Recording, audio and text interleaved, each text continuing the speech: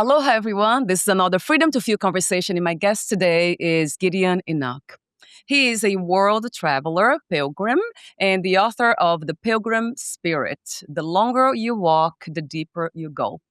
Since 2010, he has lived in multiple countries and walked more than 7,000 kilometers with a backpack, embracing life as a long life pilgrimage, something that I really like, I love about his message, resonates with me deeply that life is a pilgrimage. So his book tells the story of a transformative 3,500 kilometers journey along the Camino de Santiago during the 2020 pandemic, exploring themes of purpose, resilience, spiritual growth, and self-discovery. Through his travels and experiences, Gideon inspires others to embrace life's journey with openness, courage, and trust in the unfolding path. So, this is my brief introduction to you. Mhm. I know it's not even, it's almost like let's say, rewriting of your bio, but the full bio will be at the end. Yeah. The question that I love asking all my guests from the very beginning, one that never left me since 2007. Wow, 2017, 19, when I started all this. Nice. How would you introduce yourself, Gideon? Who are you in this very moment? Good question. Good question. Well, I consider myself a traveler. I consider myself a pilgrim, and I think a lot of people would probably consider me a writer as well. Mm, But I'm not a writer in the typical sense. I don't sit down and write every day. It's just not in me as a habit. I need to have some kind of experience to to express myself through, I guess. yeah. And so sometimes the second book I'm going to be working on is still part of what we're going to talk about today. And but it's sort of after this walk, a lot of things happened in my life, and um, so yeah, I'm gonna kind of allow that to come through here within the next year, I think. And but yeah, that's how I would say in terms of my individual way of looking at myself, and then yeah, I'm someone's partner, and yeah, trying to be the best I can in that way as well. So Mhm. Yeah, yeah, I love that. Being the best that we can and being a traveler of life. What's not to love about that? Yeah, it's yeah, so true. We're just passing, my Gideon. hmm Nothing's really staying here for too long. yes. I wanted to show the cover of your book. Actually, before that, um, talk to me about truth. Um, Mhm. what what do you know to be truth after all these travels that you've done, the experiences that you have had? What is one thing that you could say now? This I know for sure to be true. That's definitely that you need to keep taking the steps. You know, Yeah, I yeah, when I walked through Europe, yeah. I walked, including about a month and a half before actually started the long walk. I actually walked 2 or 3 times a day, short walks. I was in sort of a transition period in a breakup scenario or situation. So, Yes. including that period when I walked in Denmark, plus the walk through Europe, I actually walked almost. I took about 5 million steps over 6 months, and already halfway through the long walk through Europe, Mm, I realized it's very clear to me that this will be ingrained in me forever, knowing that when I keep taking the steps every day, I can mm, relate that to anything else in my life, no matter what's going on. And sometimes we people yeah, just don't feel good. We are in constant change, and we ebb and flow yeah, with life, you know. And I think all we can really focus on is the most simple thing. And I think that's what walking teaches or has taught me, that walking days are also going to be hard and difficult and challenging because you're going through so many things, both on a yeah. physical and but also a mental and emotional level. And so keep taking the steps is basically the only way you can keep moving. So Wow. Yeah. that would be my answer. Yeah. That is, yeah, you just paused me here for a moment about walking, right? The metaphor as a metaphor Mhm. for life. And I'm Yeah. wondering how many kinds of walks we do every day, not just the walks, taking steps, let's say, forward in life, making decisions, our dreams, but also inward, the steps that we take emotionally, spiritually. Yeah. I'm wondering how many steps we can take there. How far can we go? Yeah, that's another question for you in a moment. But Yeah. for now, let's talk about your book. I wanted to share. Let me share the this beautiful cover. Yeah, I think I want to start there. Talk to me about the Mhm. cover. It's it's very abstract in a sense, dream-like, surreal. Is that something that was your idea to have this cover to represent your work? Well, it was a designer who came up with most of it. What I focused on a lot though was this spirit energy to be a part of it because that Yeah. was just something that was intuitively, yeah, it just had to be there in some way. The shell is obviously trying to show the Camino aspect of the journey, Mhm. Mhm. but doing that Yeah. in a unique way because it's not really the typical shell that you see Yeah. um, for the Camino de Santiago. And then what I really like the designer has done is that there is this energy coming through the pilgrim Mhm. as he or she walks, which is Yeah. coming from this more distorted, maybe more dark place. And through the walk, through the journey there, the energy is transformed into a greater, more, what do you say, enlightened, in quotes, enlightened energy or more aware energy because of the walk is transforming, is cleaning someone or us as Mhm. we walk Mhm. or taking layers off of what we don't need any longer and so on. So it is a pursuit toward this, um, yeah, higher level of awareness or letting go of what we don't need anymore and so on. So yeah, and then the subtitle, of course, is something we debated a bit about because it's maybe not the subtitle that tells you Yeah. a lot about the book, Yeah. even though that in a very beautiful way, it shares a tremendous amount about the book because it is about a long walk, but also the understanding of that when you walk far enough, you also go deeper.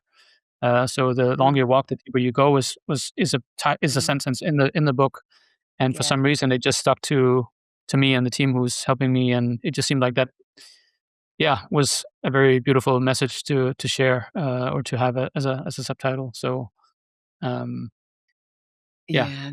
Yeah, thank you for sharing all the details because it really says a lot. Yeah, the Mhm. cover.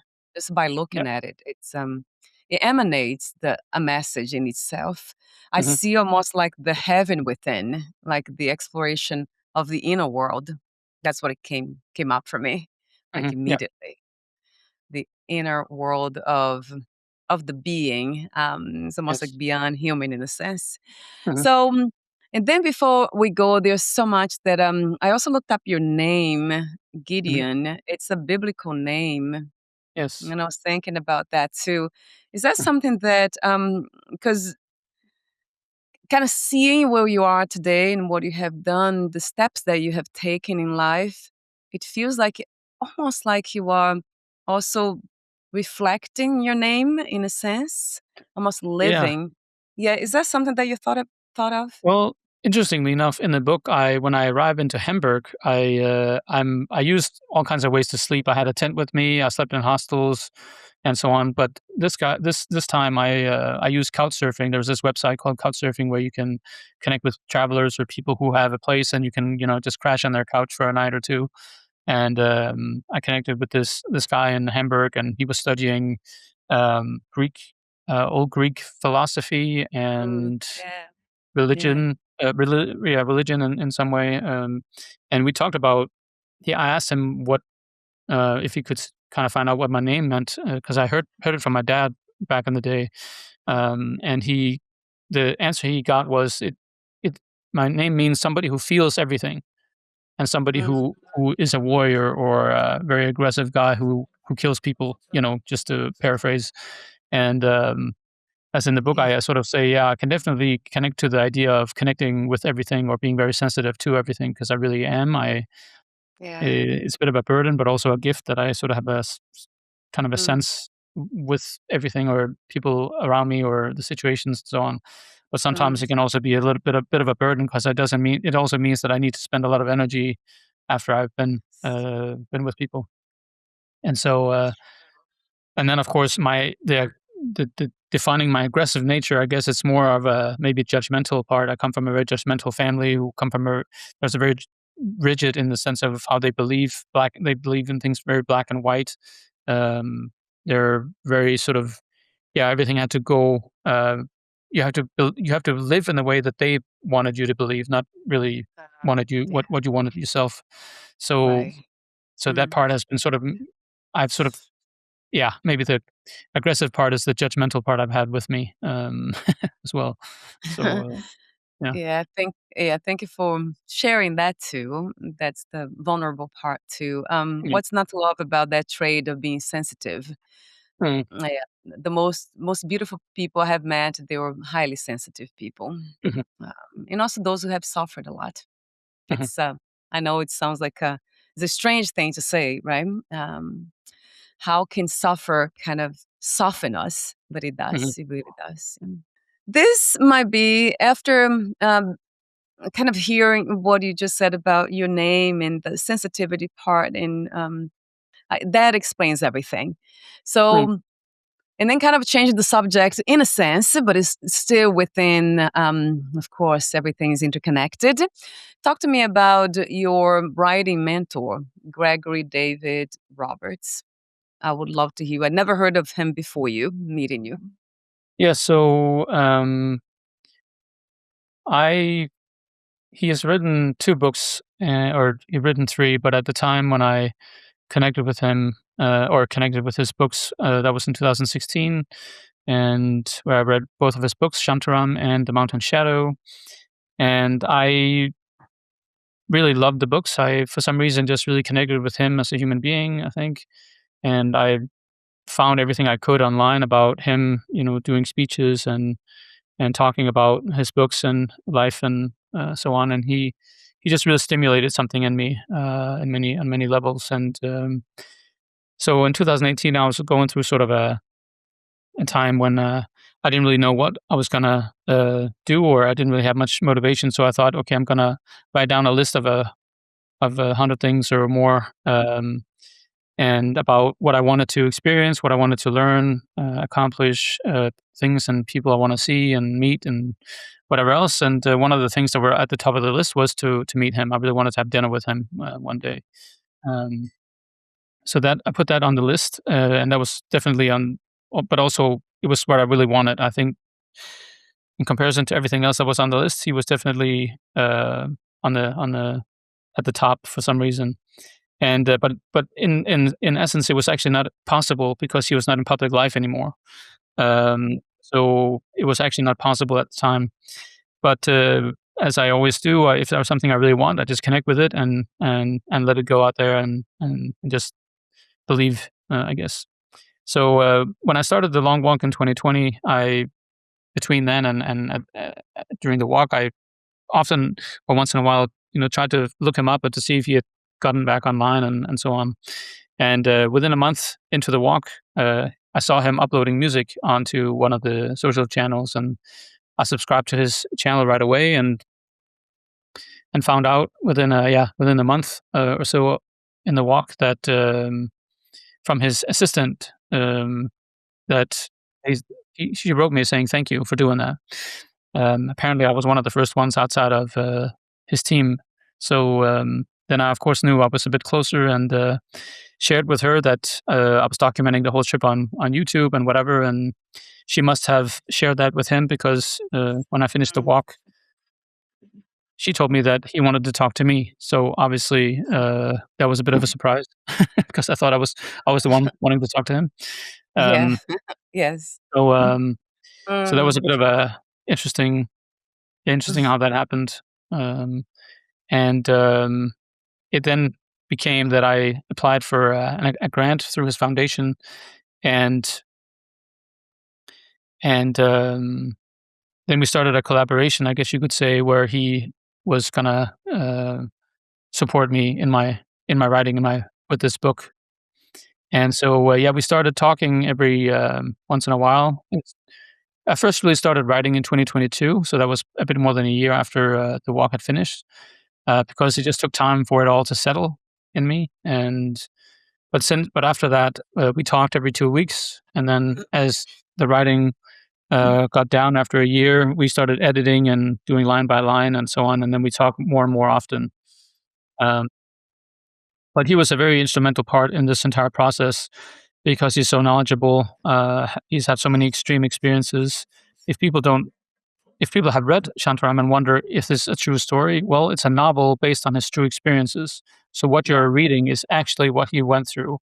And for people who don't know, he escaped prison in Australia. He became part of the slum in India, became part of the mafia, became a smuggler, and went into war in both Afghanistan and Sri Lanka, and was tortured in both India and Australia. And his life is Yeah. just so extreme when it comes to darkness, really. And but what the beautiful part is for him, for me and him, is that he never gave up, and he he came through to his and found a spiritual path, which actually his third book is called The Spiritual Path, where he talks about how he devoted his life to the Yeah. spiritual and found Beautiful.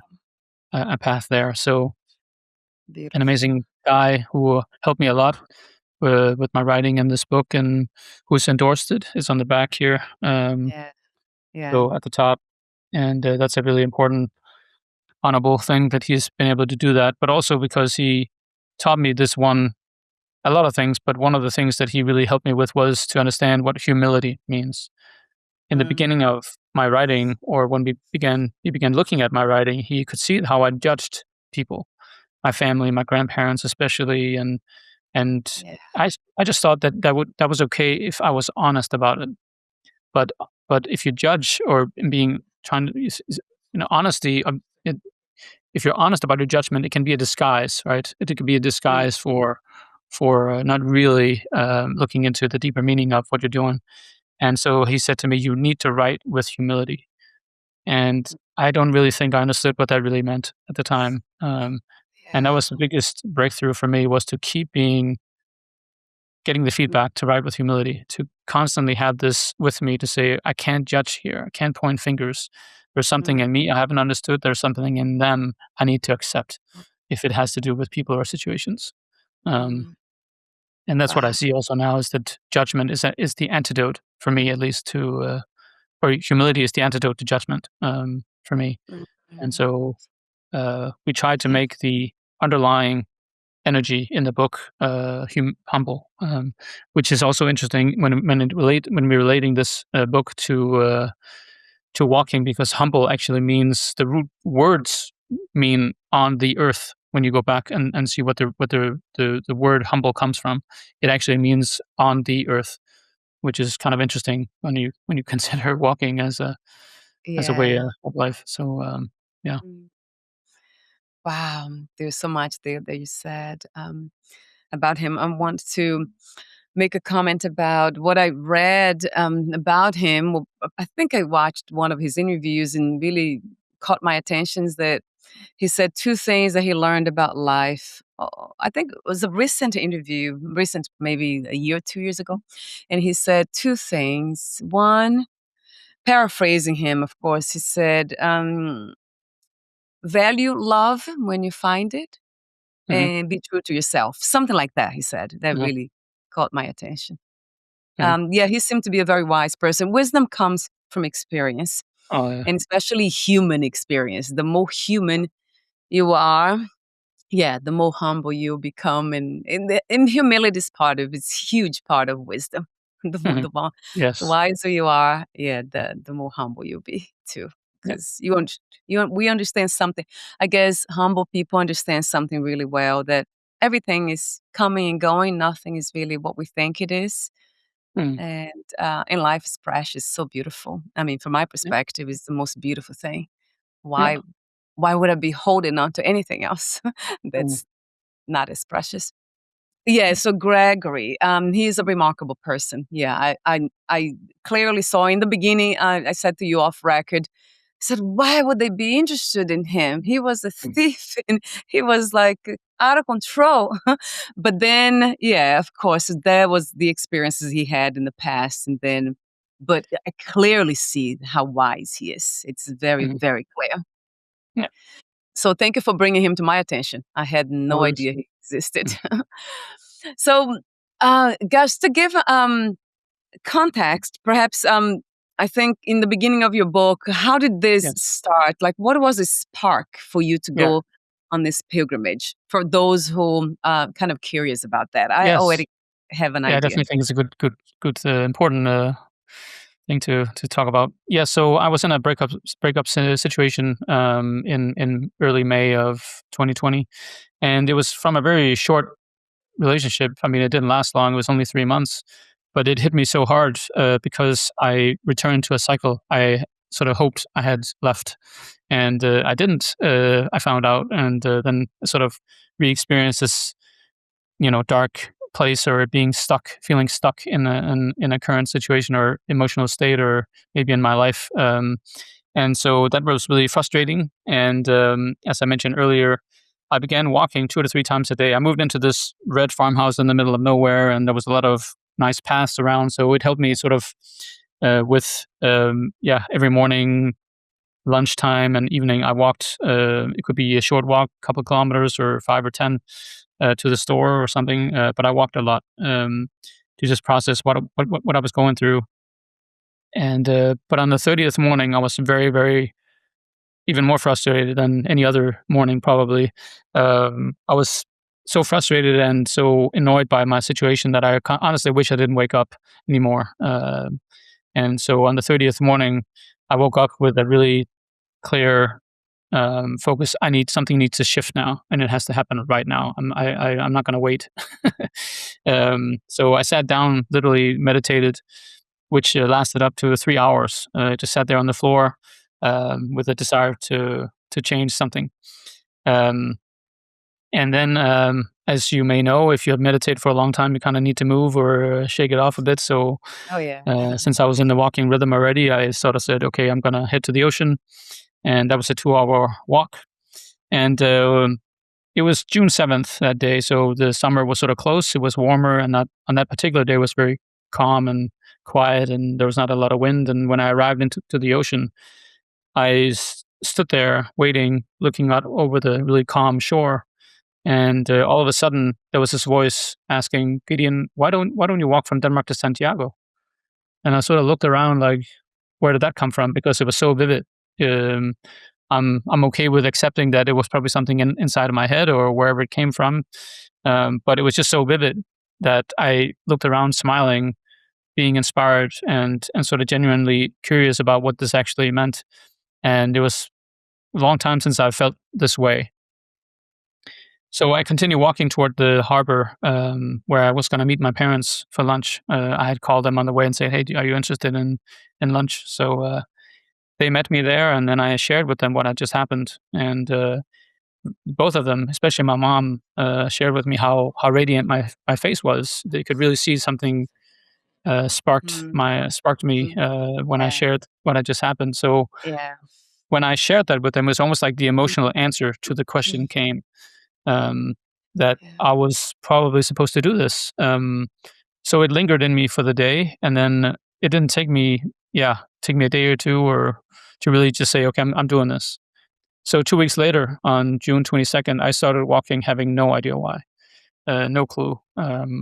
I just trusted this energy, this guided question, or whatever, and had a tremendous amount of faith in it. I didn't think about the current situation, with lockdowns and restrictions and so on. I didn't think of it at all. I just completely trusted this energy that I was supposed to do this without knowing why. And so that's what I did. I just started walking with a tremendous amount of trust and faith, and yeah, that I was going to have to do this. So that's how it kind of began.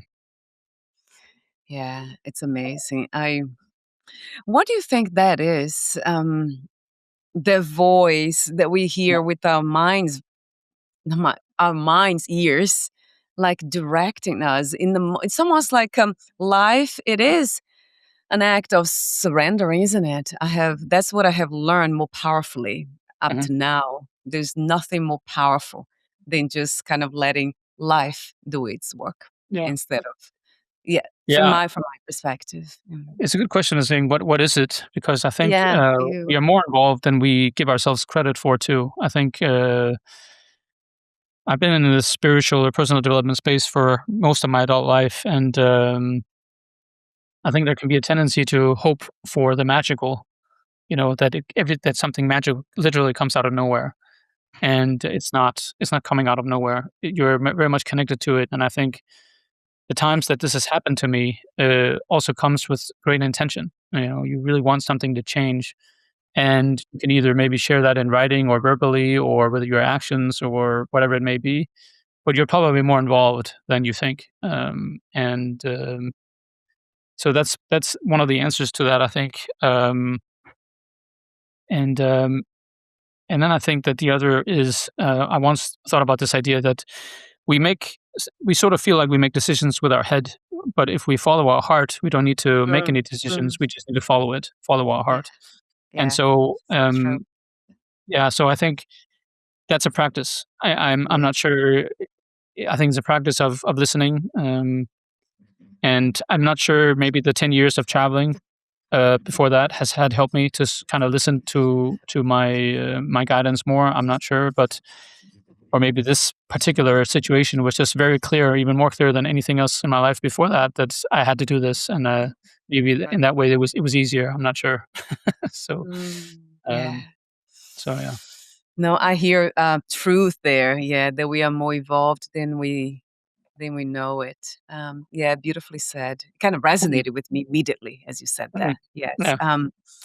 Do you, when you say the heart, is that the same as the higher self, the spiritual self, the inner wisdom? Is Um, that the same thing? I guess The so. soul. I would say that. I mean, of course, our heart has a greater magnetic field than any other organ in our body. So if we are connected with our heart in some way, then I think we Mm, would more yeah. naturally listen to it. So, but I can't really sit here and compare or think that I know better than Yeah. anybody else. I mean, but it just Yeah. seems like our heart is where our intuition and I mean, there's even neurons in our heart, so we can literally think with our heart in some capacity. So there must Mm, be there must be something about mm. it. Yes, I heard recently that think with the heart and love with the mind. Do you Mm, understand that? I was trying to process that. yeah, What? Yeah, I just met somebody who said that. mm, yeah, Does it make worth sense thinking to about. you? Yeah, It's worth think. thinking about, yeah. I Yeah. mean, everything is connected, right? I mean, we're not. I think the whole problem with our society and is that we are taught to be in our head or our left brain, right? So it takes us our whole life to connect the two, or to. Um, so yeah, I think everything is a practice, and we all are on our different places on that path. So that's why we all here to support and inspire each other, right, and give each other Mm, perspective because yeah, we all have unique lives. So yeah. right. Yeah. That's so true, Gideon. Everything is connected. Yeah, it's interconnected. There's no separation really. Let's see. I'm going back to my notes. So your Yes. dedication is to my great grandmother, Oh, yeah. Mhm. Grief Thompson, if I can pronounce Greta it Greta correctly. Thompson, yeah. Yeah. Yeah, whose embrace was unconditional kindness. Mm. Because you mentioned her, and I'm very somewhat devoted to ancient wisdom, like our ancestors, people that came before us that brought I had so much wisdom in them already, and I know we are part of them.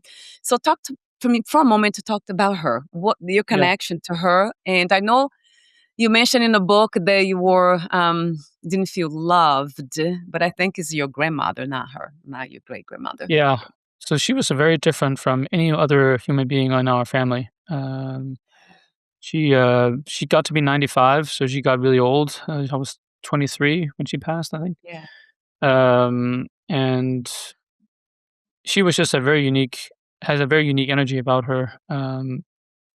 My That was my dad's side of the family, and that was the very religious part, or the very rigid religious family where everything was doctrine and tradition and so on, and not. I was completely the black sheep there. I didn't belong. I mean, Oh, yeah. I didn't belong there at all. Yeah. But for Yeah. whatever reason, and her husband actually was even more rigid. I mean, he was the patriarch of the family. I mean, he was sitting at the head of the table. Everything he said was truth. Um, and so yeah, it was a very interesting environment, but she had the ability to be completely herself still. she was not affected by that. At least it seemed. Both my dad has said that, and the way she Yeah. behaved around, yeah, that family. There was just nothing there. It was just all kindness, and she saw people with pure kindness and pure, um, yeah, compassion or whatever you want to call that. And the sad thing for me is that I was not mature enough to really realize it at the time. I was still young, immature, and not really realizing what my great grandmother was representing. Yeah. But I think she represented the reason why I've dedicated the book to her is because she represents the Pilgrim Spirit to me. She Mm. represents what it is that I would like to become, to be this, to see people completely for who they are, without anything else but kindness, compassion, and so on. And I'm not very good at that often. I Yeah. try to, I try to practice it, and I'm also being just humble enough to say that I'm just not as good as Mhm. I would like to be. Um, but she represents a very special part of me. We also had the same birthday, so we Mhm. both had the birthday on December 5th.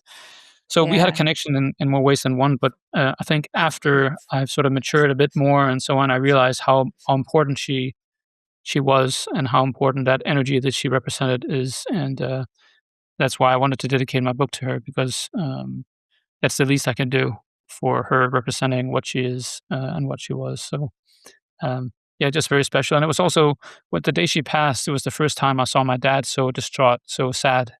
Mm. And Yeah. I think it was just because she was just there as a special energy in a very rigid energy. And for some reason she was able to be herself completely. Mhm. And not many other people were.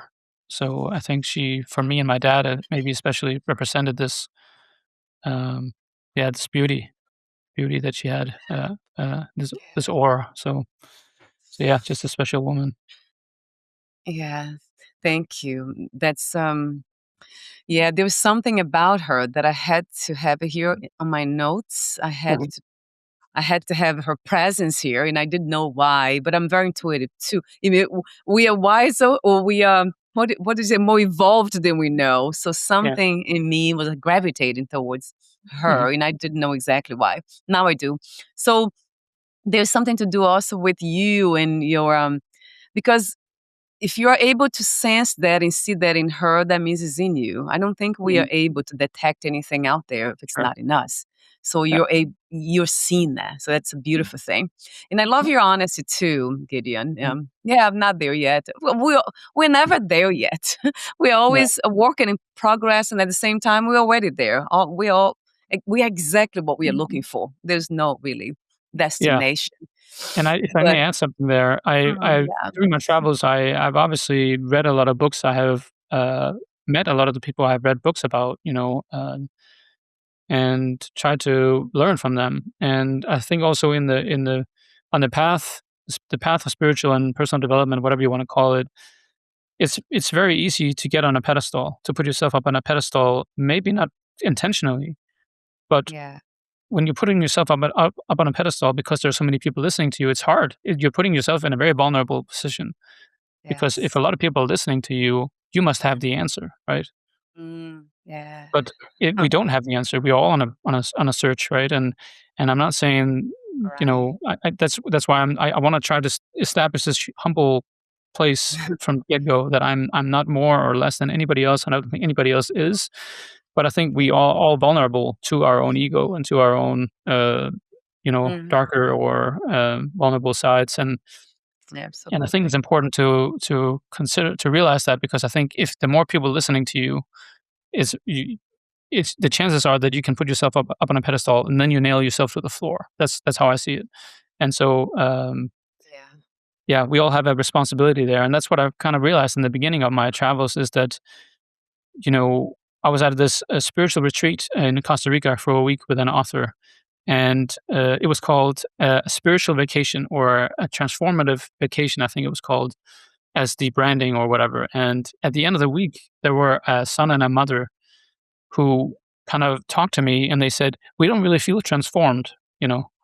And, well, uh, I'm not sure why that is, but we're all responsible, right? We can't depend on people outside of ourselves to transform us. We have to do the work. We have to be Mm, responsible. And so, mm. um, yeah, Yes. that's. I just wanted to share that because I think it's important.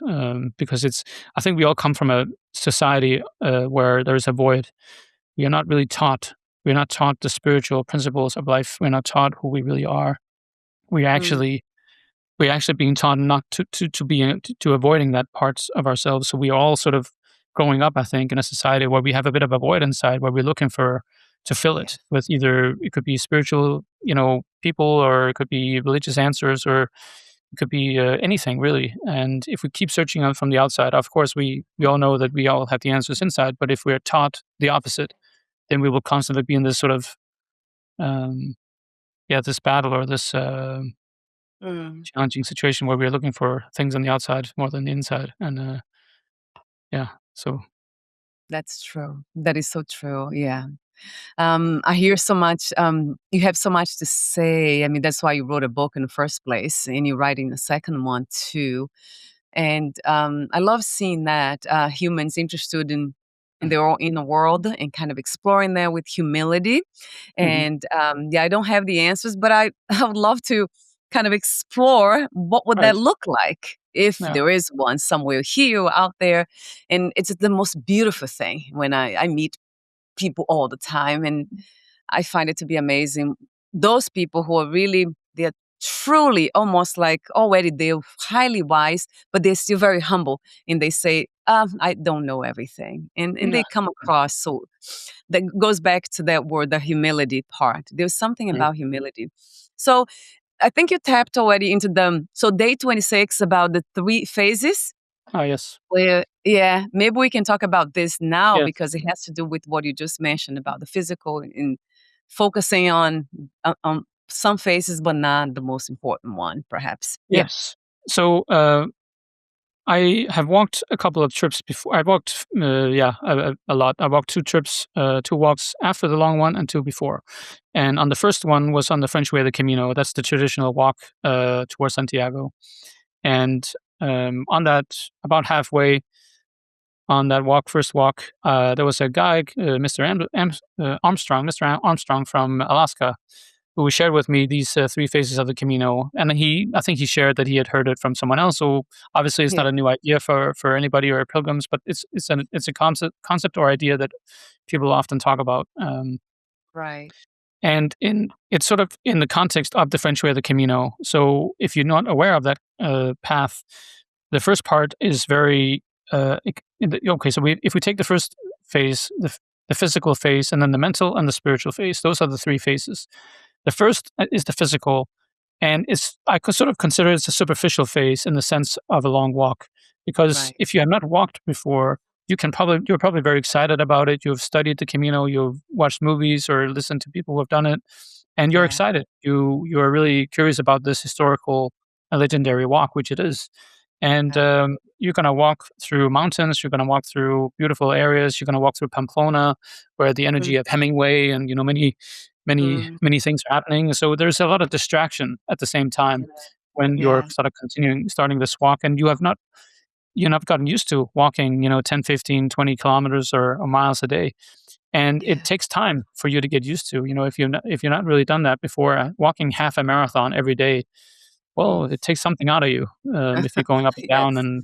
Oh and so yeah. on. So, Oh yeah. but that's the physical phase is simply part of the walk. You have to go through that phase to sort of go into the deeper phases of a long walk, for example.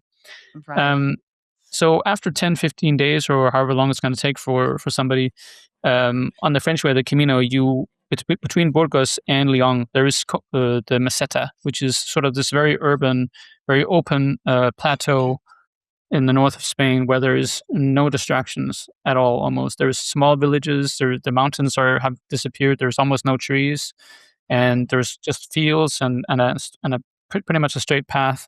Might be some hills once in a while, but Yeah. it's very very different. And just like anybody who has meditated for an hour or 2 hours or tried to do meditation retreats, it's a very challenging to you have your face and you have your whole life in your face because you're really challenged by everything that's going on inside of you because you're focused on concentrating on one thing, your breath or whatever it may be. And just like on a walk, all the Yeah. distractions have gone away.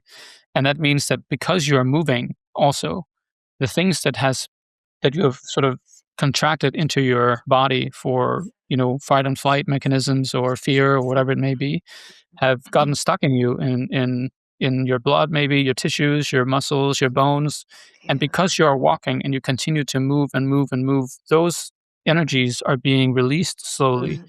And because they are, and you're heading into this mental phase, you will experience and re-experience traumas, darkness, the heaviness, and a lot of things that you've sort of tried to avoid to feel or to look at, maybe from a child from the time you were a child, but also because obviously it doesn't feel good, right? That's why we sort of avoid feeling those things. But Right. a long walk teaches you that even that because you keep moving and keep walking and taking the steps, those things are being released. And Mm. the beauty of it is that you don't have to do anything else but taking the steps for this to happen. And I think Right. with meditation, it's very different because you really have to stay focused and you have to almost disassociate from what's going on and really be observant. And that can be True. very challenging unless you're a really experienced meditator. Yeah. And I think walking makes it a little more simple because all you literally has to do Mm. or have to do is to take the steps. Just walk. You do Right. not know what the universe will give you. Almost do not know what you really need. Mm. But you need to Mm. do the work and do the walk to actually open yourself up to what is needed for you, and also to let go of these emotional and the layers of your mental and emotional onion, as I call it. And the more you Yeah. walk, the longer you walk, the deeper you go. Then you slowly sort of let go of these things. And I'm not saying it's going to be let go of everything, but it's going to take some of the layers off that has been Right. difficult for you. And that's also why the longer you walk, the more of that will happen. And so Right. when those layers are sort of slowly coming off, it's happening in a very slow pace. Obviously, when you walk, it takes a long time. It could take weeks or months before some Mhm. things are being let go of. But the beauty of that is that it's happening slowly, which also means that what you gain from it is also happening slowly and sticks with you. So Yeah. that then when the layers come off, you are sort of slowly experiencing the joy of that release. And that Mm. means that you are Mm. also Yeah. keeping that with It you for longer, in my experience, and also the people who have done long walks. And when yeah. that's happening, and you then move into a more spiritual phase, the longer you have walked, which usually happens during you walk the French way, the Camino, after, what is it, 25, 35 days, you enter Galicia, which is it's my favorite region in Spain. It's just an amazing and beautiful area of Spain where it's raining a bit more than other parts of Spain, and it makes it more green and more luscious and so on. There's beautiful Yeah. mountains and rivers and so Wow. on. And that's also when you're ready to appreciate the Mhm. things because you have gone through a difficult Yeah. phase of the mental phase, and then you feel more connected to yourself, you feel more connected to your fellow pilgrims, the nature and things around you. Perhaps you feel more connected to the people at home that you've Yeah. had issues with or challenging, situations with, and I would say Right. that the mental and spiritual phase sort of kind of goes in a cycle, right? That I mean, there's constantly things to work through, right? But it's an amazing experience to sort of kinda check in with yourself wherever you are in your life, because I think the 3 phases of the Camino could just be called the 3 phases of life. When you embark on something new, you will go through a physical phase where things are more challenging, right? And, or where the physical phase, maybe you're excited about playing guitar, right? You're really excited about it because you wanna play these songs and so on. But you will Yeah. have to go through a time, which is called the mental phase, where it's more difficult, it's challenging because you have to establish new, neural nets or neural pathways and whatever, and it just takes Yeah. work to kinda get that down, and then all of a sudden, you can hit the spiritual phase where the chords are just flowing and you can play the song and whatever, and I have Yeah. no idea how to play guitar, but I would imagine that it's a very similar process. Mhm. Um, so I just think it's a really kind of a it's not a set in stone, but it's kind of a nice framework for life, and for, whatever we embark on to say, "Where am I right now?" Because then maybe it's a little easier to just say, "Okay, I just need to keep going, take the steps here, to work through." and get to these phases of more connection to whatever it may be. So yeah, those are the Mm. 3 phases and a sort of a short explanation. Yeah. Yeah, I love them as a framework. Yeah. Are you teaching them? Are you planning to become a coach? Or are you already a coach? I actually have, I went to your website and I do have, Um, I see that you offer some services. Does it include I mean, coaching? it definitely would be something I would talk about, certainly. Yeah. So, yeah, on my website, I have you can book a discovery Yeah. call if you're interested. I'm also gonna be doing weekly Camino calls. If you have any questions whatsoever about walking or backpacking, traveling, long Mm, distance walking, yeah. you can jump on and I just ask questions. And then, of course, we can do longer coaching sessions or periods of coaching. I'm actually looking into creating a journal which is going to be Mm, about before, during, and after I walk. So we go through the initial phase, what to focus on, the intentions, what do you want to get out of this long walk. Then there could yeah. be sessions between, which is about during the walk, because there's times when you just need to call a friend. I've been there Mm, where you just need, yeah. I really suck now. Everything sucks. Everything is dark because Yeah. everything is coming through me. But I need to Yeah. talk to somebody to just make sure that things are okay. And then there is Yeah. the after, which is also a very interesting part of the walk, because even though you've stopped walking, your walk is definitely not over. When Mm, you walk for yeah. 30, 40 days or more, there is so much moving in you, and it's very important to reflect on your walk, because in my view, a long walk just changes your life, and sometimes you need some time Yeah. to have that settle in you, and so Yeah. that could be helpful to have some support there. So yeah. That's true. Yeah. In therapy, they call it integration. So Mhm. support integration, we need that processing. And if we have somebody to help, it's just it makes a huge difference. I have coaches myself, and it's Mhm. huge, huge difference.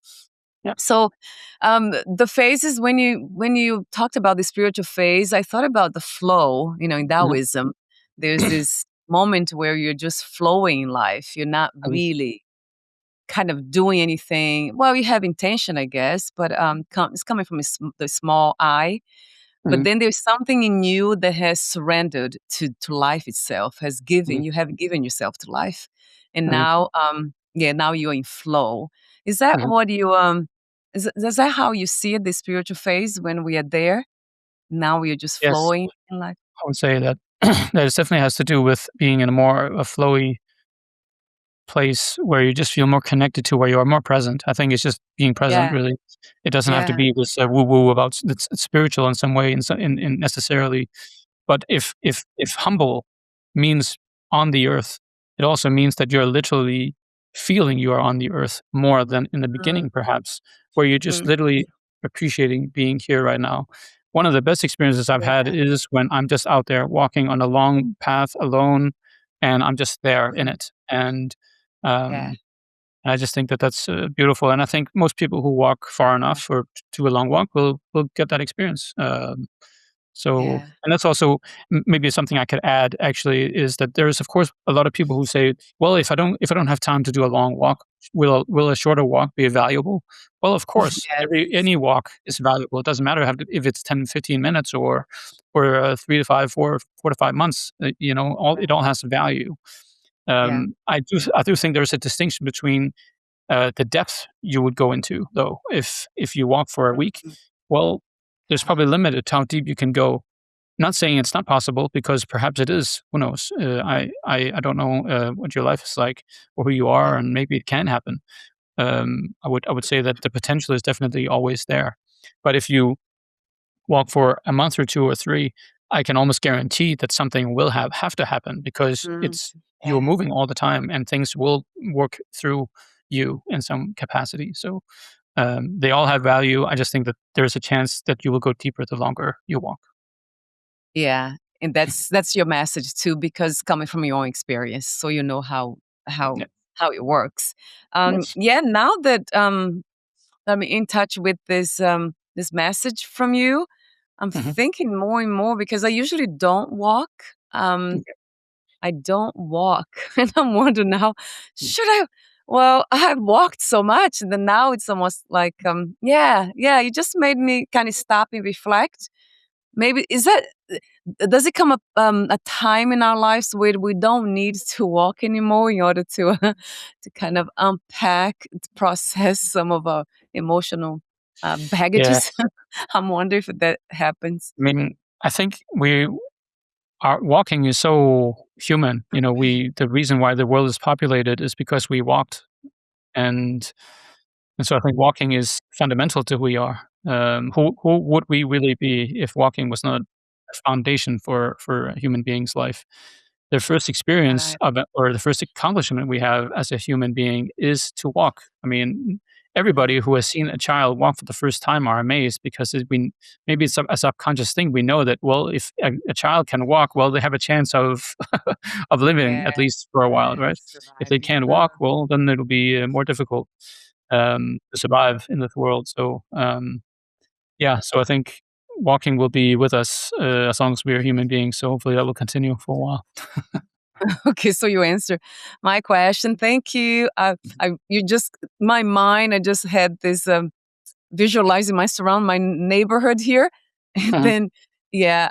Oh, I live in this property. There's a lot of land that I could walk here, but it's different. If I could just walk Mhm. around the neighborhood, maybe Yeah, I'll do that. Yeah, yeah, definitely. explore more around here. After you inspire me to do that, the walk. Yeah. So now I'm thinking more about it.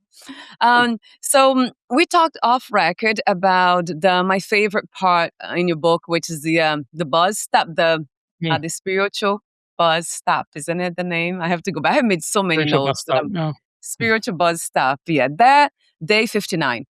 So that was my favorite story you tell. And Yes. of course, I didn't read completely everything and I don't remember everything. But that really stopped me in a sense of resonance. Like, this Mhm. is it. Yes, Mhm. surrender. The more we surrender, the more the easier life becomes. It really feels that way because has been my experience. But Mm.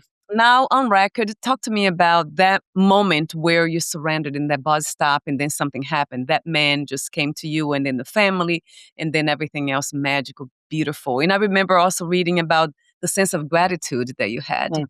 about for the warmth of the people, but also the food and everything else. So it was a beautiful, beautiful picture. I was just kind of living that moment with you when I read that chapter.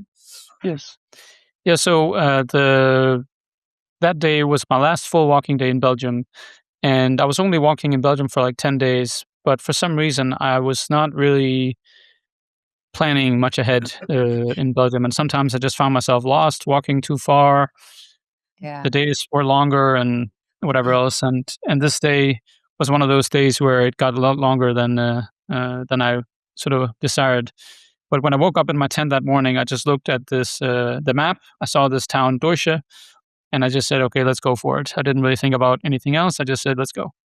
So as the many days I already walked, I walked and walked, and I first arrived after being in a forest and up and down and almost um, yeah, everything just took longer than I thought. So it went 3 o'clock, 4 o'clock, 4 o'clock in the afternoon, then 5 o'clock, Yeah. and as I got closer, it got to be after 6:30, I think, and walked into the town of Dorsche, which is this little mountain town. And when I walked into town, I saw a supermarket on my left, and I was very excited to say, "Yes, I have food," and I was Yeah. excited about that because I had nothing left. And Yeah. folk continued down the village because I wanted to make sure where I was gonna stay for the night because I hadn't really seen anything. I'd only seen, like, what I call the phantom campsite before Yeah. that town, which means that it wasn't really, in reality, it was only on the map. So, Yeah. I walked down through town, which only took us 2 to 3 minutes because it was a very small one, and I found this government building at the end, which had the, pilgrim shell on the wall, which is always a good sign because that means that they help pilgrims if they were open. But they were not open, so I sat outside wondering what I should do next. I saw that there was, some options in France, 5 kilometers away, but I was just done for the day. I did not want to walk any further. So, I thought that first things first, and I went back, "Okay, let me get some food at least." So I went back to the supermarket and, to my detriment, realizing that it had closed. So, of Right. course, that was not a very fun experience, and so I was down the list of things to do, and the next thing was I was a virtual assistant at the time, and I still am to a degree, so I had to do some work, so I checked in with my phone internet and whatever. I sat down on my backpack and sat under the awning there of the supermarket, of the carts, and then it began to rain after, 10, 15 Right. minutes or whatever, and so, of course, after it began to increase in speed and in water, the small torrents came down, and I had to stand up, put on my backpack again, and because it was getting wet. And then Right. that's when I really began to explode with a bit of frustration. And as mentioned before, I documented my whole trip on YouTube, and I also documented that I was really frustrated, and I spewed out very Yeah. dark slurs in English and Danish and whatever. And you can find that on YouTube if you're interested. But that was not Wow. very fun. So because I realized that all I can do right now to continue walking, which I didn't want to do, and I can set up my tent in the rain, which I definitely didn't want to do. Right. So my options were very slim, and I also really had to go to the toilet, and so a lot of things were against me. But for whatever reason, I started to walk back the same way I had come, or the way I'd already walked down through the village. And then all of a sudden, it just began to smash down like a monsoon rain. So much rain came down, and I just began to run down to the government building there because it had a long entrance, and I thought, okay, that at least I can jump in there. But I Right. didn't get that far. I saw a bus stop and instantly just jumped into it like was hunted animal. Yeah. And then I just sat in there, my backpack next to me, beginning to realize there's just, I was just everything had just gone dark. It was not really dark before as I remember it, but all of a sudden everything was Yeah. just dark. I had to go to the toilet. I had no food. It was raining. Everything was Uh, just I was alone there. Nothing was going my way, and was really frustrated. And after a while, I began to realize, okay, there's nothing I can do here. There is really nothing I can do, and I began to repeat that sometimes. And all of a sudden, I just accepted it. Okay, I need to just accept this, and I just surrendered with, okay, there's nothing I can do, and yeah. sort of had this experience of, okay, I accept that completely. Um, Yeah. I surrender to this experience. And in that Yeah. moment, I actually was recording that particular moment where I was like, I was hoping for a miracle. And Yeah. as I was sort of in that state of surrender, there was a car coming and letting a guy out opposite me, and he sort of trotted into his house there. And I don't know if he had seen me before or from the window or whatever, but he definitely saw me. He opened the door and sort of waved me over, and I ran over there and used my phone to translate in French. That I'm lost. I didn't find a place to stay. I'm a pilgrim. I'm walking. So that's my situation. And he sort of looked at me with sort of peace and Mm. respect or understanding that, okay, but I can't really help you. That was my interpretation. Yeah. So I went back over and totally understood that, no problem, and sat on my little glass box there, and then a few minutes later, or 5, 10 minutes later, he came out the door as well, and sort of waved me over this time to sort of bring your things. And he invited me inside. I got to sit at the head of the table. He gave me some kind of lemon drink, and Yeah. Mm. began to share gestures of sleeping and calling, and sort of I didn't understand French at all, but I understood body language. Yeah. And not long after, there was a guy that came to the door, and they obviously knew each other. They spoke friendly, and they were smiling and so on, like nothing was going on or nothing was happening. And not long after, the guy there, he said, just pointing me into his white van, and I trusted it because it felt comfortable. I was not Yeah. not scared or anything, but I of course had to Yeah. trust something, so I trusted the energy that was going on. And Yeah. he just said to me, "Get into the car," and we drove to his house, which where his wife had um, yeah, made a table ready full of food, and she was just smiling in the kitchen, and they were walking back and forth chatting, and I was just Yeah. saying merci, merci, all the time because I was just so grateful that Yeah. they were they found me, or that this happened. And just Yeah. amazing to experience that there was an openness and such a friendliness, kindness, uh, from these people that I didn't know. And what was really sort of the what do you say, the icing on the cake was that the morning after I got one of their kids' rooms, and I guess they had moved out or whatever, but they had I saw a photo album of pilgrims, so they must have done this in the past, Yeah. right, to invite Yeah. pilgrims in. Yeah. So, that's why they were so kind and open, and they knew that that energy was, Mm. trustworthy energy, I guess, or people, and, Yeah. which meant that the following morning, there was the same table was full of food, there was a package with, food I could bring for the day, and, Yeah. but they were not even there. They had just trusted that I Yes. would, you know, wake up Mm.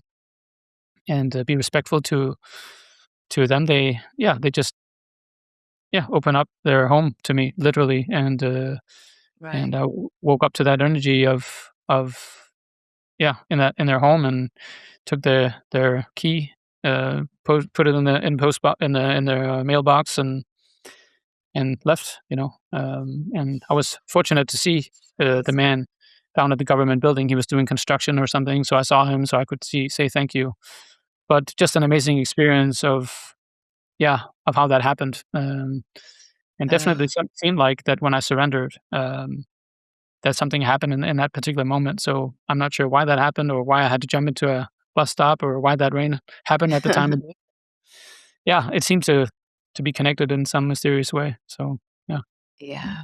It's from my perspective, my own experience too. Yes, absolutely. Everything is connected. And the more we surrender, it's almost like this things start to happen. People Mhm. show up and yeah, everything falls into place. We Yep. don't have to fight life. We just fight life too much. That's my favorite. I said to you off record, and I'm saying here again, because it's a theme that runs through my entire life too. The more I surrendered, the more I saw miracles and magic happen. Mhm. So I just resonated with that a Yeah. billion percent. Yeah. I have a question a little bit off topic. It might be off topic, but Yes. it's not. What's the history of the Camino de Santiago? Is that has been around for a long, long time? Do you know Yeah. the It's history? been along Okay. for over 1,000 years, and Oh, the wow. first the first official account was that Alfonso II was the guy who went to the it's the remains of Saint James that were found and put in place there in Santiago. And, St. James is Santiago actually means Saint James. Yeah, Um, yeah. and, Alfonso II, of course, he was a king, so he wanted to be the, Oh, he wanted to be the guy who did it first, or yeah. in the history books at least, being written down as the one who did it the first time, but I don't think he was, but who knows?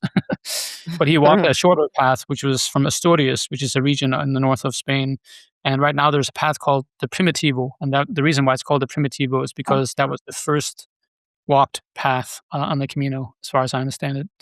But there's many paths towards Santiago. There's the French way, and the reason why it's called the French way is because it starts in France, and continues, through Spain. And then there's the Portuguese Camino, and there's also the Via La Plata, which is down from, Sevilla and Malaga down there. And Wow.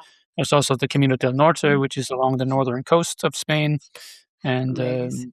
I've done them all besides the Via La Plata. So, Yeah. um, so yeah, all amazing paths. So, but, So, yeah, yeah, thank you for answering my question. It's been around for a long, long time. yeah, Yeah. definitely. It feels very ancient to me. Yeah, even the Yeah, energy of it. and I can add that, I walked the French way the first time in 2014, and then I walked the Portuguese path the summer after in 2015. And it was very interesting because there is such a giant difference between the energy on the Mm. French way comparison to the Portuguese, and also the Del Norte, which I did in 2023.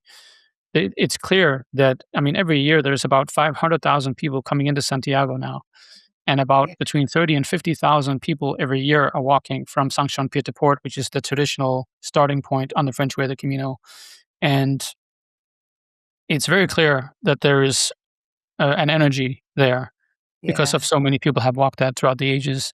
And I think most Yes. people would say that. Most people would would agree that there is definitely a different energy there on that path than on the others. So I would always recommend that if you walk the Camino, even though that it is very populated during the summer, maybe start in the beginning of the season or a little bit after the main part of the summer. But definitely do the French Way of the Camino. It's a very special path, very special. That's yeah. Wow, that's for those watching this or listening, that would be amazing, yeah, for them. If Yeah, they're thinking, contemplating the idea of doing this, you'll be a perfect guide. yeah. Perfect I'll be guide, happy to because support. Yeah. you've done it.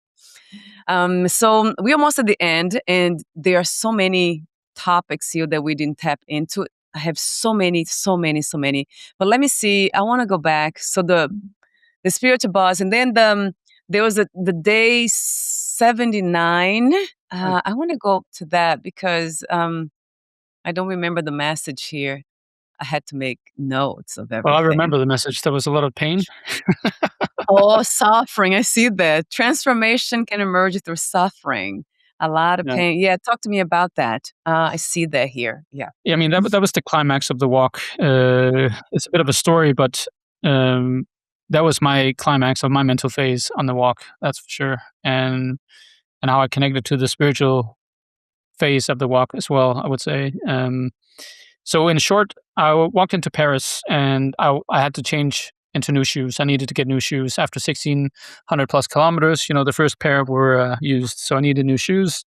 And I was Yes. very focused on that. I needed Gore-Tex shoes so that I could sort of avoid the potential rain or whatever.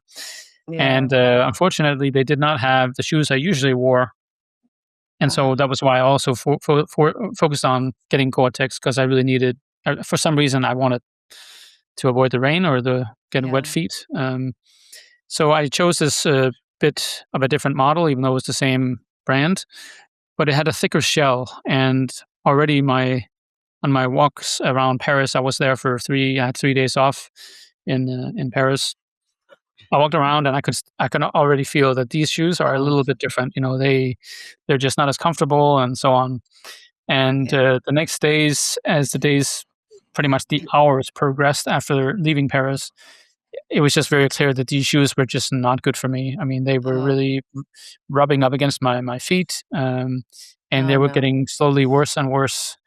And the day before, so day 78, wanted a shorter day, but a campsite was closed, so I had to walk 12 kilometers more that day, Uh, which was like walking 24, 30 kilometers. That's how it felt like. It was just so hard and heavy and yeah. painful. And so when I walked out of that campsite on day 79, excuse me, it was interesting because the first town in French, it's probably pronounced differently, but if you sort of pronounce the town I went into after the first 8 kilometers, you would pronounce it Angerville. In French, it would Oh, probably be Angaville or something, but in English, it could very well be, you know, Angerville, which sort of set the tone for the yes. day. And, Yeah. so I bought some extra food to carry. I bought some, baked goods, which I always did if I had the chance. And I sat there, next to a kindergarten with, innocent kids playing and, you know, innocent screams and whatever, sitting there on the corner, eating my Yeah. food, sort of looking, what am I gonna do for the day? Where I'm gonna stay for the day? And I had Yeah. 2 options. One was a campsite 17 kilometers away, and the second option was a hotel 32 kilometers away. I didn't wanna do Wow. the campsite because I had an inflatable air mattress that was not working anymore, so every time I blew it up, you know, I was sort of slowly descending down to the ground, and so I was like, "No, I'm not gonna do a campsite." So I said, "Okay, I've done much longer walks before. I have done 40 kilometers and more, before, so let's just, you know, fuck it. I'm doing it. I don't care. I can do this." So I Yeah. booked this, hotel 32 kilometers away, and, as in the moment I did that, there was a chill just kind of descending around my spine that was Yeah. cold, really cold, chilly sort of experience where the immediate Mhm. thought was, or the immediate image I got, or the experience was, Gideon, you're going to head into the worst hell you can imagine, Mm. and you have no idea why or what's going to happen. That Right. was the message I got, you know, in that moment. And it's it gave me the message right away because when I started the walk, I threw on my pack again and I was like, "Okay, let's go." I looked at the map and it didn't say 32, it said 37. So already then there was 5 more kilometers added to this day that was already hard, because No. my feet were just already, um, challenged by these shoes. And so it was very hot, and I got lost in the first little village there. I was walking in, uh, in in in and around farming areas, south of Paris. There's a lot of farming areas of big, fields and so on, so Yeah. but I got lost and I began to really get frustrated in a sense you can't even imagine. I got so psychotic at one point where I literally threw my walking sticks around and yelled like I was fighting wolves or something, Yeah. um, completely Yes. out of whack, like completely lost it. Uh, Um, Definitely at a point where I was yeah. just so frustrated about everything. Everything was burning hot. My shoes felt like there was sandpaper inside. I was like Oh, walking on thorns. I mean, it yeah. was everything was uncomfortable. And Yeah. by then, I had only walked 17 kilometers in total. I'd only walked like 9 kilometers more or something, and Right. there was 27 kilometers or something crazy left Yeah.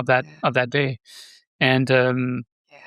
it just got worse and worse, and I walked slower and slower. Usually, I walked about 5 kilometers an hour or something, and I walked slower and slower, like I was humping. I couldn't really walk anymore, and Mhm. it just began to slowly feel like I just couldn't do this anymore. It was just so I was in such agony that Yeah. everything was just pain. I can't even. It's hard to. I mean, it's my favorite chapter in the book because I felt like we wrote it out so well that you really get an experience of what it was like. And in the beginning of the day, I always used my walking sticks to get more Mm, momentum, to push away on the ground and get some yes. movement, Yeah. and sort of use the ground as leverage. But at that point, I used my 10 to 12 kilometers left. I used my sticks as canes. I used them as sort Oh, of yeah. hold on Yeah. to almost, and I sort of Yeah. needed to Yeah. get some relief by holding on to them to get my give my feet some release, and walk so slow and so in such agony. But what was interesting was that moment began to connect me with the day before I even started walking when my brother said, you need to lean on yourself without the dependence on anything else outside of yourself or anybody else. Mm, And when the pain became so intense, I began to focus on the only thing I could, which was one step at a time. I yeah. literally coached myself saying 1, 2, 1, 2, 1, 2, 3, 4, 5, literally counting the Yeah. steps to focus on the most simple thing I could. And I kept going, and coaching myself and say, "You can do this, you can do this," Mhm. and Wow. it was such a painful experience that I began to focus on the only thing I could, which was the answers in the pain. The pain helped me to begin to realize all the things I was resisting in my life. I'd been Mm, so angry at my grandparents, I'd been so angry at my parents, I'd been so angry at the system and society and everything in such an immature way that I was resisting and fighting everything I could that was not going my way because I wanted to be in control of everything, right? yeah. And so in the pain, I began to dissect my life through the pain to realize why is it that I am like this? Why have I been so angry? And why is it that I've felt such a battle with everything? And the answer was that one of the answers was I felt abandoned probably as a child in some capacity. But the other answer is that I was not really accepting that people were different. And just like the humble aspect of things, I was resisting more than accepting the fact that people my grandparents didn't want to hurt me just because they were religious. They actually wanted the best for me. They just did it in their only way they knew how, and that didn't really match for me. But there was no way for me to judge them because of it. Um, so a lot of answers came through that pain and that very painful experience. And what was interesting was I kept doing that, and I kept seeing and feeling answers. And then when I got to about 2 to 3 kilometers left, I all of a sudden walked into this bubble of grace. That's the sort of the words I've used in the book. This Yeah. bubble of complete presence where even though that it still was hurting and I was in pain, I was not resisting it any longer. I was completely with it. And Yeah. it was just a very interesting experience where for the first time maybe in my life, at least, I mean, when you're in that kind of a pain, I mean, I've never experienced pain like this in my life, but all of a sudden, it was almost like there was a give, right? There was a surrender that I was not really aware of. I was not really consciously doing it, but Right. something happened and I surrendered. I was there. I was present. I was just in that complete moment where I was just in it and I didn't resist it at all. I was just in it, being in it. And I on the first time the entire day, I smiled. I just Uh, smiled. yeah. And in that moment, something significant happened to me for sure. Seeds were planted where that still grew probably grows to this day. But when I arrived after those 2 or 3 kilometers, I sat on the bed and I could just feel like something really changed for me today. Mm, Something significant changed, and yeah. that's when humility probably started to some capacity. That I began to just, yeah, calm down a bit, stop resisting. Yeah. I don't have to fight everything that is not going Mhm, my way. I mhm, can sort of mhm. keep a boundary and say that it's okay. Things are not going my way always, or being in the control way, or have these invalid expectations of what life is going to be like. Because I think we often can get into a habit of having. That's what I also Mhm. learned from Greg was we can have invalid expectations and we can have valid expectations. If we have Right. invalid expectations, we are probably getting very frustrated and disappointed about certain things because we have not expressed the real need that we have either Mhm. towards other people or life or whatever. Um, Right. and Right. if we have valid expectations, it's because we have expressed them very openly and so on. Then we can't really be disappointed in the same way, I think. So, yeah, to wrap Yeah. that up, day 79 was the climax day of the entire walk and definitely planted seeds that gave me so much more than I could have imagined and connected with me with, yeah, leaning on myself and also um, yeah, what I needed to become more humble towards my peers and society and other things. So, Yeah. yeah. Gosh. Oh, yeah, I love the way you tell this story too. Are you doing that on YouTube as well? Like telling each I mean, you don't wanna tell the whole book and all the stories there, but you're a very good storyteller. Hmm, I mean, for me, I'm just going with it and kind of imagining, mhm. feeling, and yeah, I I just definitely love wanna that do for more. myself. I definitely wanna do Yeah. more. So yeah. Yeah, you do a great job at it. So I again, the topic of surrender, of acceptance is Yes. another. Yeah, it keeps going back to that. It feels to me like life is all about that. I mean, really, the thing that which we call life, in order Mhm, to become alive, is really about becoming life itself. I usually say, I don't have a life, I am life. So mhm. that's one of my favorite things to say Yes. because it is true. It is Yeah. actually the truth that I live. But and the more we fight life, yeah, we fight what is happening, the more we suffer. That's really Yeah. what suffer really is. Yeah. So I love that Um, you tested that, by doing the walk, the pilgrimage, and now you have lots of stories to tell. You have a lot of wisdom. yeah. Really beautiful, and you're very young still, so that's really wonderful too. Because young people will, they kind of young people love kind of listening to other people who are young. They prefer Mhm, than older people. So mhm. that's a great thing. I love when I meet young, wise people. Ah, kids. I just love that because we Mm, need a representative for the young communities so we can learn from inspiration instead of painful experiences. yes. So and then we're almost at the end. Oh my God. I know my team keeps saying 45 minutes, but then when I get on the flow of these conversations, it's really hard to stop. But we needed to end in about 5 minutes. So I want to Yes. quickly say days 99 and 100, the difference between Yes. suffering. Oh yeah, that was an interesting thing too that you mentioned, the difference between suffering and penitence, which is almost like a Penance. form of punishment. So suffering is, yeah. Talk to me for a moment about that. So that was an interesting also insight that I got from reading Yeah, that. I mean, that's also a bit of a story. I mean, to see if I can do that in a quick way. Yeah. Between day 79 and I would say day 100, that was the mental phase for me on the walk. That was a really tough, difficult time. And I was looking ahead because I was beginning to look ahead. I had gone over the worst about with day 79, I thought probably, and I began to Yeah. look ahead and say, okay, I can finish this walk, but what's ahead? Because everything, the whole world is going mad, and Yeah. I'm a traveler. I need to move. I mean, that's the way of my life. I need and want to move. I like to see places and experience new things. But Yeah. what if life has stopped? What if my life has stopped because of the lockdowns, restrictions, and so on? What do I do? So Yeah. I kept trying to think what is beyond this, but I couldn't because I didn't know, first of all, if there was anything beyond this walk. And the world around me was showing me that maybe there is not the way of life that I have anymore. Yeah, I was beginning to get very, very depressed um, because I saw a life that has changed or would change. So if my life of moving around was not possible any longer, what would my life be worth anymore? So I actually wrote a suicide note on day 99 because it had become it, in my diary. I wrote down my suicide note because Yeah. I apparently had gotten to a place that I was like, okay, I'm not. This is my life is not worth anything after this. I mean, I can't live the way I do. And of course, that's a very dark thing. That's a very dark thing to think and to actually write down your own suicide in your diary.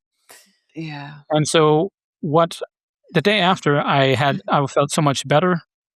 And I think sometimes I just needed to look the darkness in the face to kind of go through it, for whatever reason. But, um, when we go into the chapter of day 100, it's about penance and accepting penance and so on.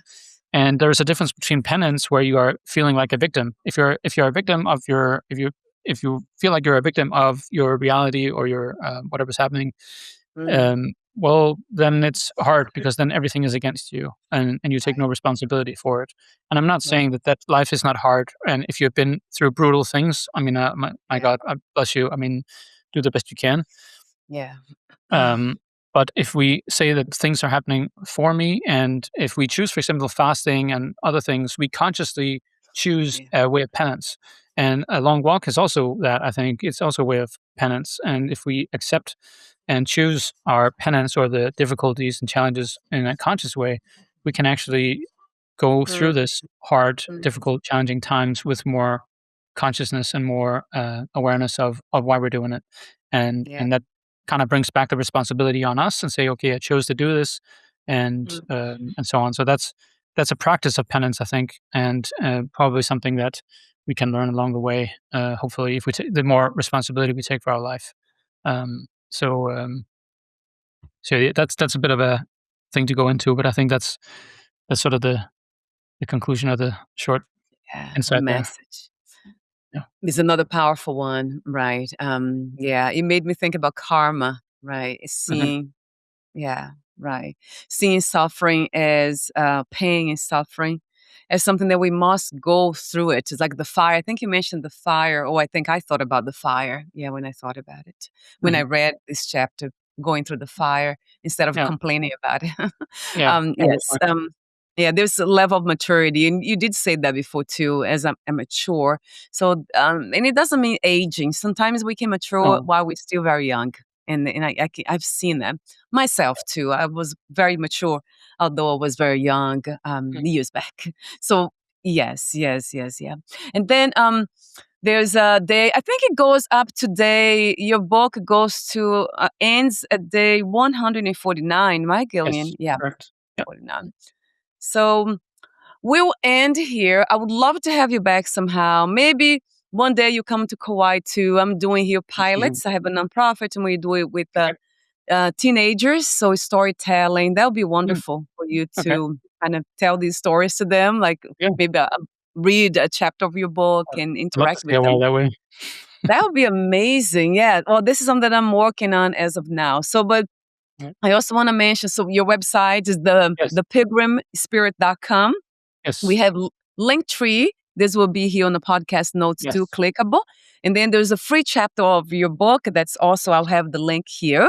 And Yes. your YouTube channel. Everything will be Yes. clickable on the podcast notes. Yes.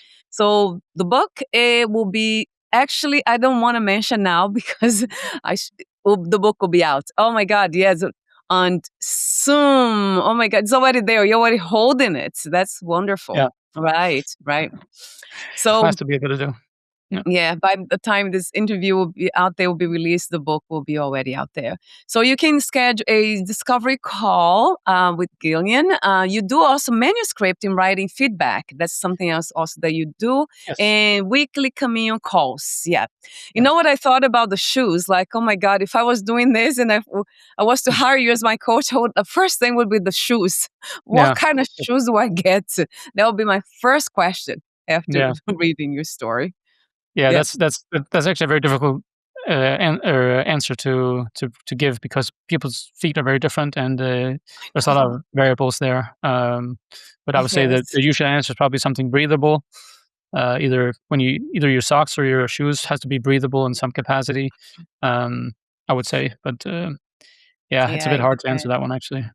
But I yeah, know. I thought about immediately when you're talking about the shoes and the yeah, suffering. Um, Thank you so much, Gillian, for you're being welcome. you. Thank you for saying yes to life. Thank you for saying yes to this conversation. Thank you for being out there doing what you do. We do need this spirit more in the world. Thank you so much again. Thank you, Thank Alice. you. Thank you as well. Appreciate the And we'll conversation. talk soon. We'll be in Yes, touch again. Bye for sounds now. good. Thank you. Thank you. Ciao.